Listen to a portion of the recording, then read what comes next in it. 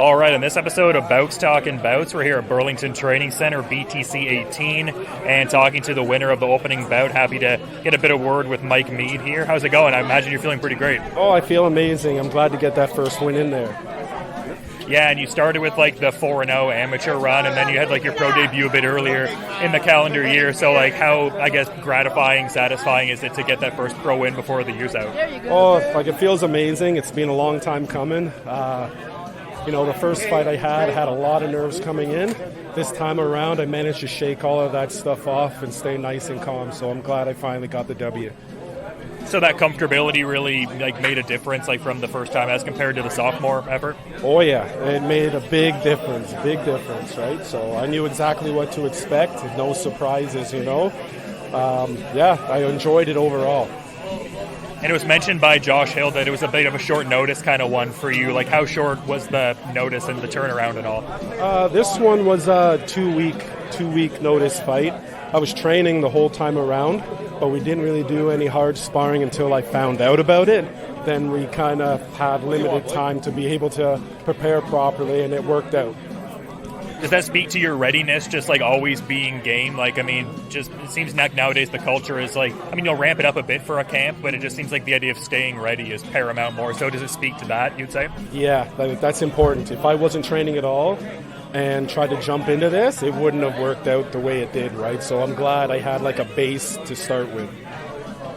Yeah, and I noticed you were training out in Cambridge now. Like from what I'd known from like your amateur run, you were more at like battle arts, like around like the Mississauga area, I guess. Like how long have you been in Cambridge for? It was basically, I want to say about a year.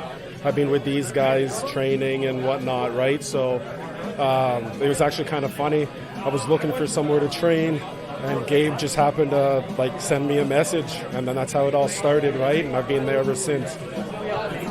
Yeah, and speaking to the point of like composure, like you were talking about the difference between the first fight and the second fight, there was a moment in the first round where it seemed like you rocked your opponent with a variety of strikes. Like how important was that to like, I guess, try to maintain the composure and just like not like overly rush for the finish, I suppose? Like what was the vacuum of that moment kind of like, I suppose?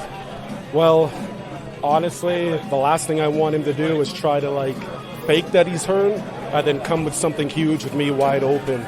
So I just wanted to take my time and then go from there instead of trying to flurry in just in case he threw something huge to surprise me.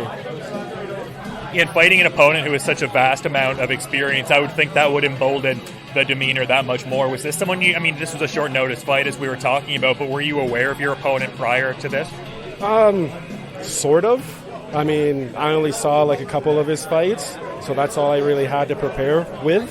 But that was all that I really needed, So Chester, he's a tough guy, really tough guy. I'm glad he got in there with me, so I thank him quite a bit for that.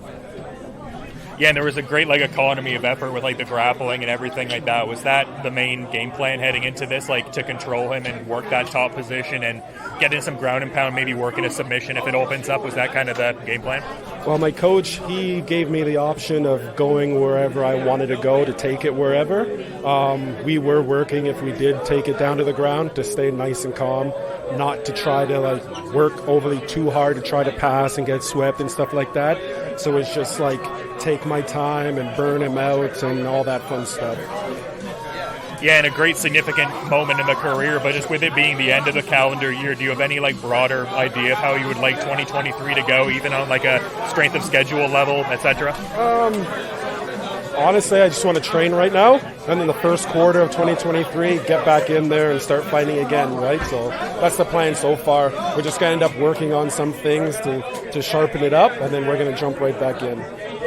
Perhaps under the BTC banner again, or what are your thoughts on that? Just kind of like whatever promotion sort of thing? Yeah, so if BTC has a fight for me, then we'll fight for BTC. If somewhere else has a fight, then we'll fight for them. But right now, the main thing is BTC right now. Hopefully they get something and a good time for me. And I was talking to someone earlier, like it seems like the Ontario scene has more activity than it's had in a while, especially like post-pandemic, but even a bit before, it seems like more promotions are popping up. I imagine that excites you as an athlete, like more competitive opportunity without having to go to like Alberta or something like that, I guess. Yeah, it's always nice to fight in Ontario so you don't have to travel all over the place and whatnot. So yeah, the opportunity now is starting to come up for more promotions have popped up, right? So it's pretty good. And I guess just one of the last questions I had, because this is kind of like a unique environment, like an in-house sort of dynamic. It felt like the acoustics lend itself to hearing like the big heavyweight strikes all throughout. What was it like for you competing in a space like this where you can kind of like hear a lot of the strikes and a lot of the interaction in the crowd, etc.? As far as the strikes landing, like I couldn't hear it too much because I wasn't even thinking about it. When you're landing the strikes, I couldn't really feel it too much, right? But I could hear the crowd reacting and whatnot, which is pretty cool, right? So I enjoyed that quite a bit. Yeah, that's awesome, and I appreciate you giving some insights. I want to let you enjoy the rest of your night, though. So is there anything you might want to add as a parting thought, Mike? No, not really, to be honest with you. I can't think of anything right now. I'm kind of stuck in the high moment and whatnot, right? So thank you for the interview and whatnot, right? So I greatly appreciate it, and there's going to be big things for me in 2023. Yeah, looking forward to that, and that was a great performance. Thanks so much for the time, Mike. All right, thank you very much.